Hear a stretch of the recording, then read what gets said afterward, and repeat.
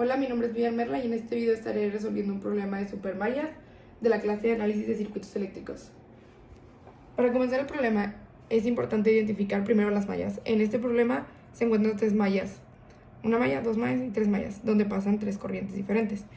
Luego después se tienen que identificar los nodos. En este caso tenemos uno de la parte de arriba, luego uno en esta parte del centro, uno en esta parte de acá y en otro en la parte de abajo, ya que aquí no se encuentran arriba y abajo, en los nodos no se encuentran ningún elemento.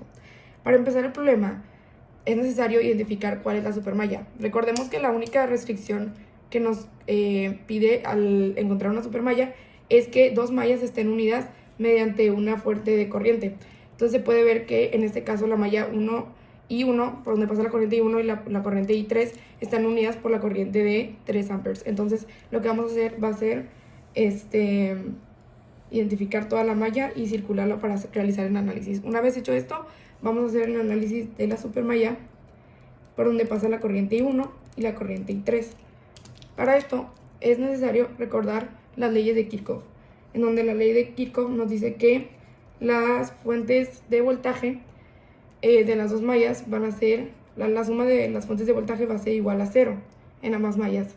Entonces, para empezar el análisis, primero debemos de tomar en cuenta la corriente que pasa por aquí, que sería la I1.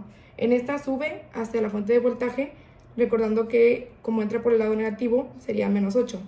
Después pasa por este lado por la resistencia de 7. Entonces, como estamos analizando primero la corriente que pasa por la malla 1 y esta entra por el lado positivo de la resistencia, ya que, como no había mencionado, pero se necesita poner la polaridad, en donde siempre como la corriente entra por el lado positivo y en todos los casos también.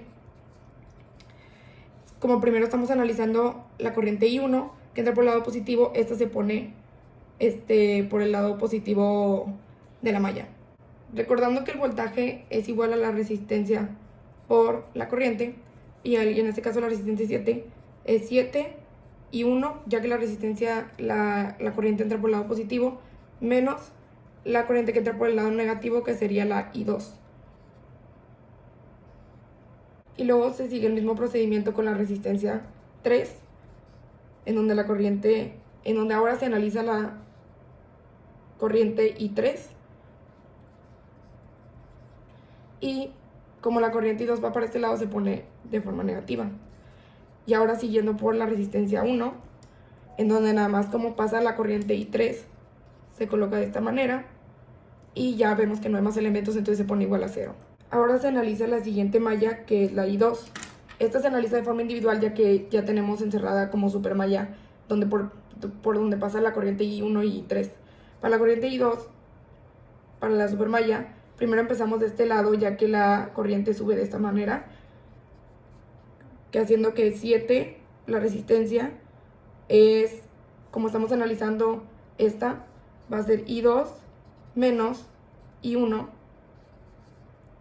más 2 I2, ya que por esta resistencia solo pasa la corriente I2, y luego siguiendo por la resistencia 3, que sería I2, ya que es la que estamos analizando y por lo tanto va a ser negativa, menos la I3 es igual a 0. Enseguida vamos a multiplicar todas estas ecuaciones para llegar a las dos ecuaciones finales.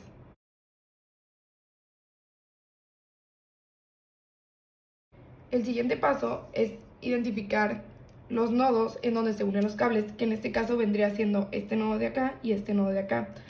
Para esto es necesario, ya que para la tercera ecuación se necesita incluir la fuente de corriente que tenemos de 3 amperes.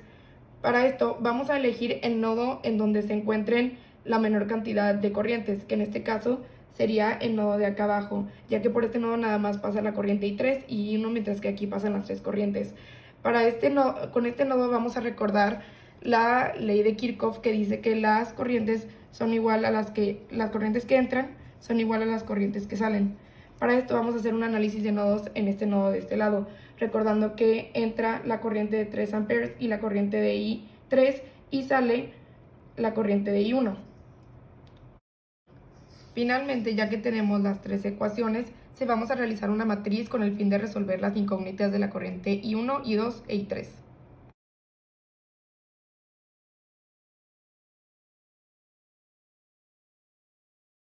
Finalmente, al resolver la matriz podemos saber que el valor de la corriente I1 es igual a 4.68, el de la corriente I2 es 3.16, el de la I3 es 1.68 y eso sería todo.